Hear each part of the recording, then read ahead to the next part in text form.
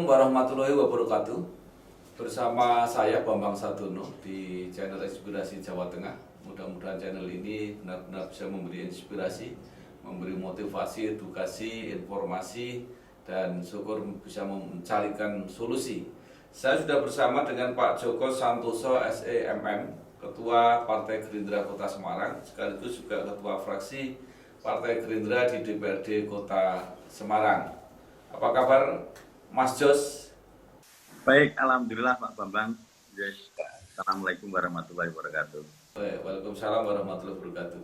Ini kan nanti bulan Desember ada pemilihan wali kota Semarang.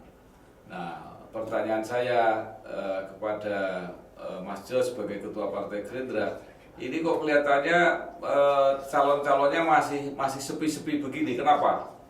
Ya, jadi kita akui bersama bahwa selain posisi politik di Kota Semarang ini, PDI Perjuangan dari sisi kursi ini sudah bisa mengusung sendiri. Kalau kursi di Kota Semarang itu PDI Perjuangan 19 kursi, Gerindra 6 kursi, PKS 6 kursi, Demokrat 6 kursi, Golkar 3 kursi, PKB 4 kursi, PSI, PAN, Nasdem itu masing-masing 2 kursi. Dalam Undang-Undang Pemilu itu mewajibkan bahwa untuk mengusung calon wali kota di Kota Semarang ini harus memenuhi kuota 20% kursi di DPR atau bisa 10 kursi. Nah, saat ini yang bisa mengusung sendiri adalah PDI Perjuangan. Nah, PDI Perjuangan ini kalau kita melihat Mas Hendi sudah menjadi wali kota, kalau saya hitung itu 6 tahun setengah.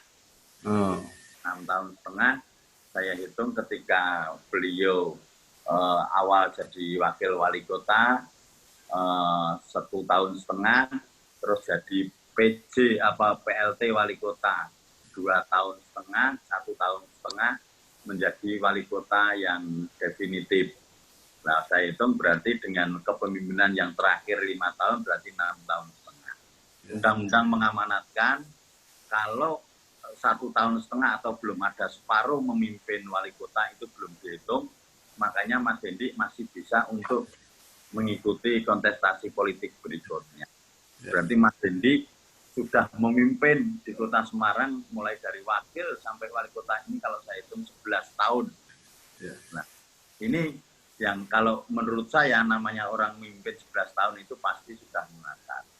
Yang kedua, program-program, karena Mas Hendi masih muda dan punya pengalaman organisasi yang kuat, program-program yang dibuat oleh Mas Hendi ini cukup luar biasa dan mengena di masyarakat. Baik itu infrastruktur, pendidikan, kesehatan, dan yang lain-lain yang bisa kita nikmati saat ini cukup menarik warga masyarakat untuk bisa mengusung kembali. Oleh sebab itu, Partai Gerindra sebenarnya dari partai kita menginstruksikan untuk melaksanakan penjaringan calon wali kota dan wakil wali kota. Tapi kita melihat, kita coba untuk melaksanakan diskusi, kita membuat diskusi terbuka pada saat itu di bulan Oktober di Hotel Pandanaran. Kita mengundang Ormas, kita mengundang OKP, kita mengundang semua elemen masyarakat baik itu ekonom, politikus, pendidikan dan semuanya kita undang.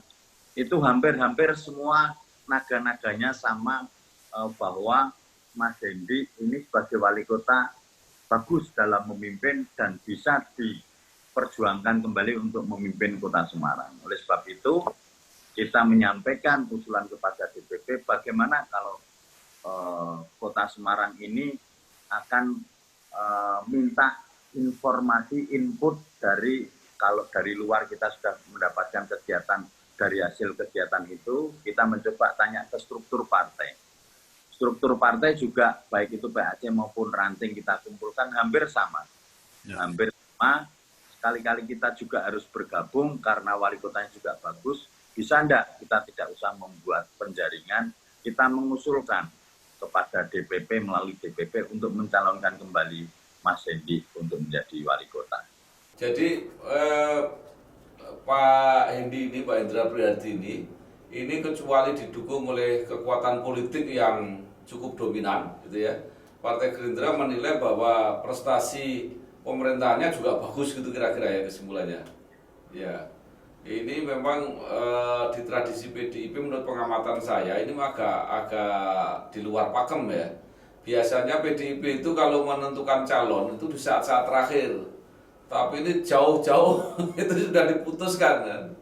Ya, cuma pertanyaan saya begini, ini pertanyaan nakal aja. Kan Partai Gerindra ini pemenang kedua, nomor urut 2. Masa nggak nego-nego ya diberi wakil atau gimana gitu nggak ya?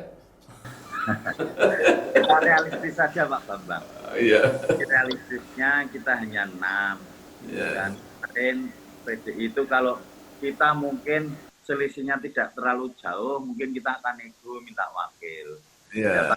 Alasan yang saya sampaikan di depan, karena ini juga sudah satu paket antara Mas Hendi dan Mbak Ita ini kebetulan juga baru satu periode, dan kalaupun itu kita nego juga kayaknya nonsen untuk bisa diakomodir, karena kalaupun Gerindra tidak mau dan bergabung, pasti yang lain juga bergabung, kita malah ketinggalan. Karena politik itu kan momentum, makanya kita mengambil duluan. Iya, saya kemarin juga ada wawancara dengan Partai Golkar. Partai Golkar juga akan melakukan hal yang sama. Cuma pertanyaannya kalau memang betul ini nanti sebagian besar kumpul semua dan yang sisanya tidak bisa mencalonkan lagi, berarti akan terjadi calon tunggal. Ya, betul. Ya.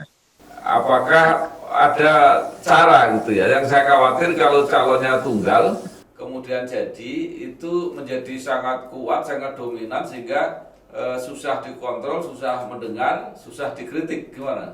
Insya Allah, Pak. Jadi kita sudah diskusi bahwa sebagai anggota Dewan tentunya juga kita fungsi kontrol kita ya harus kita kedepankan. Jadi kita sudah sampaikan ke Mas Hendi, walaupun kita mendukung bukan berarti kita tidak boleh mengkritisi. Jadi ke depan ketika ada kebijakan-kebijakan yang tidak pro masyarakat, kita juga harus bisa diberikan ruang untuk mengkritisi Mas Hendi selaku wali kota. Jadi kita juga sudah bicarakan dengan beberapa partai yang ada ini, kita juga siap untuk mengkritisi kalau itu pun tidak sesuai dengan harapan masyarakat. Oke, dan kalau tidak kritis, ya suaranya nggak bisa naik besok pemilu berikutnya. Ya, ya biasalah Pak, dalam partai politik kalau namanya menjelang pemilu itu pasti ada syarat-syarat yang harus ya Pak Bambang tahulah kaitannya itu. Ya, mudah-mudahan walaupun situasinya seperti itu ya, dukungannya hampir mengerucut, tapi juga tidak kehilangan rasa kritisnya karena itulah yang menjadi harapan masyarakat. Jadi jangan sampai kemudian suara-suara yang tidak terwadai oleh mayoritas itu nanti tidak diperhatikan. Mungkin Pak Mas Jos masih ada yang ingin disampaikan sehubungan dengan masalah ini, silakan. Ya, jadi sebentar lagi kita warga Kota Semarang akan mengikuti kontestasi politik, kontestasi pilkada yang berlangsung di 9 Desember nanti. Insya Allah Partai Gerindra mengusung Mas Hendi dan Mbak Ita di pemilu 2020 ini. Dan saya berharap masyarakat menggunakan hak pilih secara baik dan benar, walaupun nanti kemungkinan hanya calon satu, paling tidak partisipasi pemilih di dalam TPS nanti bisa lebih besar, dan karena partisipasi pemilih ini sebagai pijakan apakah warga masyarakat itu melek demokrasi atau tidak, dilihat dari partisipasi pemilih. Saya kira begitu Pak Bambang.